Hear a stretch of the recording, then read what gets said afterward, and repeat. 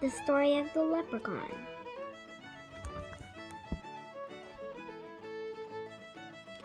A little man about 2 feet tall lived under a large tree by a stream. You could easily find him by listening for the tap, tap, tap of his hammer.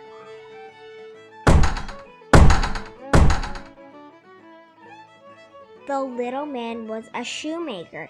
He spent his days making shoes that were green, gold, and lavender. Some with pointy toes and some with high heels for the people who lived nearby, and for the fairies who lived in the woods. The people knew he was a leprechaun, for there were many fairies like him who lived outside villages. The people paid the leprechaun with pieces of gold for the shoes that he copied. The fairies' shoes were made out of satin, and they were tiny. The fairies brought their gold to the leprechaun too.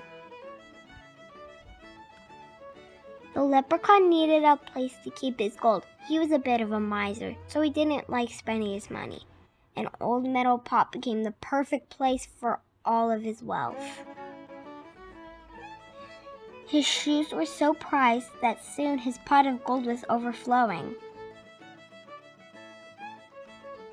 One day, a man named Tim came to the leprechaun shop by the tree. He wanted a pair of shoes that would be violet blue with thick heels. As he was describing the shoes to the leprechaun, Tim spied the pot of gold. Tim knew that if he could capture the leprechaun, he would be granted 3 wishes, because leprechauns are magic. "I'll come back in a few days to collect my shoes," said Tim. The leprechaun was no fool. He knew what the man was really after. He buried his pot of gold in a field full of berry bushes.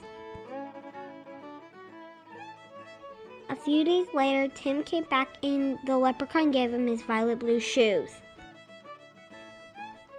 But when the leprechaun turned to hide his payment, he was snatched from behind.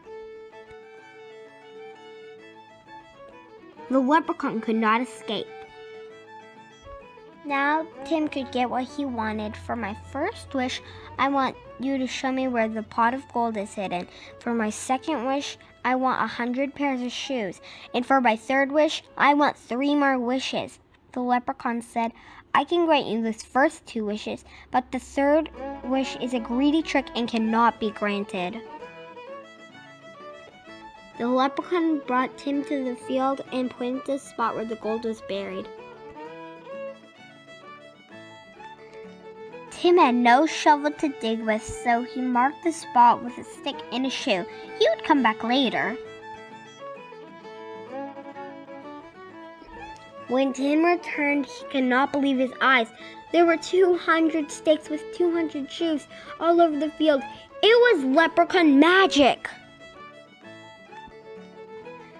Tim dug many holes in the field, but he couldn't find the spot where the pot of gold was buried.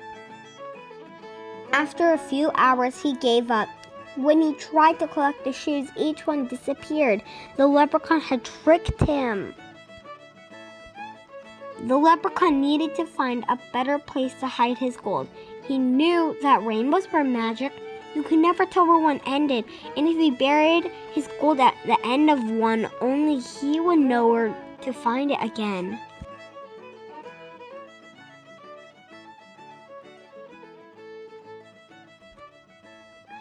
So that's what he did. People still try to find his gold, but they never will. Listen for the sound of the leprechaun, tap, tap, tap, as he cobbles his shoes. Perhaps if you find him, and if you're very nice to him, he will grant you a wish.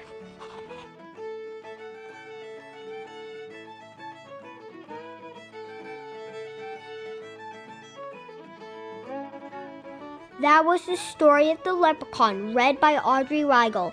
Happy St. Patrick's Day!